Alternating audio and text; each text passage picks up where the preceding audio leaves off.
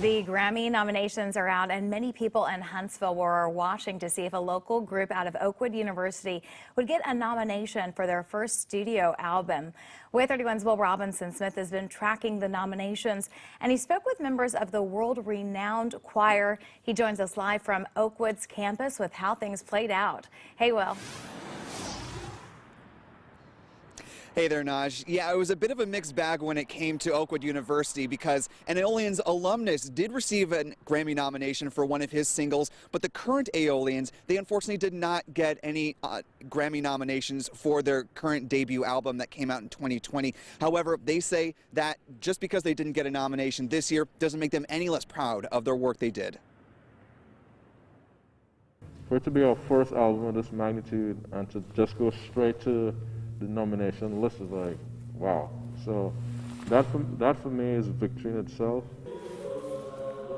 And Dr. Jason Ferdinand serves as the director of the Aeolians of Oakwood University and has been with the choir for the past 12 years. The Oakwood alumnus traveled the world with the group and has worked with fellow alum Stephen Murphy to create the group's first studio album. The Aeolians was placed on the first-round ballot for Grammy consideration last month. We're just happy that so many eyes got on the project. Quincy Jones was on social media pushing the album, and Jacob Collier, and friends that we have that have worked with us and heard our work. So that's validation enough for me.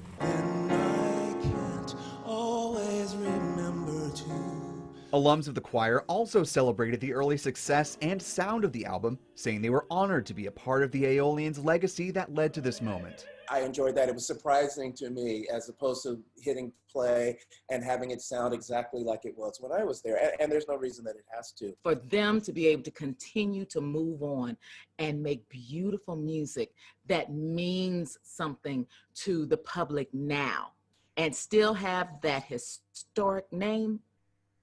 Go on, Aeolians of Oakwood University. I'm very proud of you and proud to have been a part of the family. Work on the album, released in August, began in mid-2019, shortly after the group survived a fiery bus crash in San Francisco. It was just a life-changing experience, an experience that puts life in perspective. Just the same as this pandemic we're in, it causes you to slow down and enjoy the present moments. Friday's rehearsal was a special one because this was the last time they were all together in physical space before the end of the semester. And of course, it was socially distanced and everyone was wearing masks. But those I spoke with said they wouldn't have traded it for anything. God, I just want to ask for traveling mercies for everyone who's going back home. Students like Emerald Austin offered prayers before the group's departure, echoing Dr. Ferdinand's call for safety amid the ongoing pandemic. Having this last rehearsal has been nice, just to see everyone's faces one last time, because you never know what could happen over the break.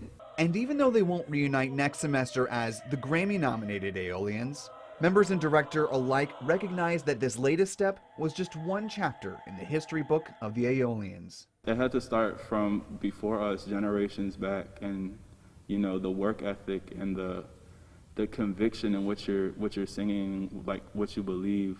It's all had to be passed down to us. We needed to see it in order to believe it. From generations before. Hopefully, when they hear the entire album and get to that last song, you'll sense a sense of beauty and a sense of purpose, and hopefully people want to live their lives and thinking, okay, I got to leave some sort of impact in the world.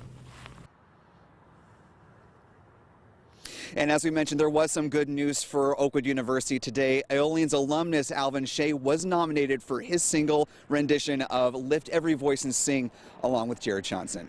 Reporting live at Oakwood University, Will Robinson Smith, Way 31 News.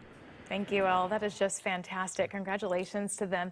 The group will be performing as part of the Live from London Holiday Festival that runs all next month. They will also be part of the ABC Religious Christmas Eve service that airs right here on Way 31 at 12:05 a.m. and again at 5 a.m.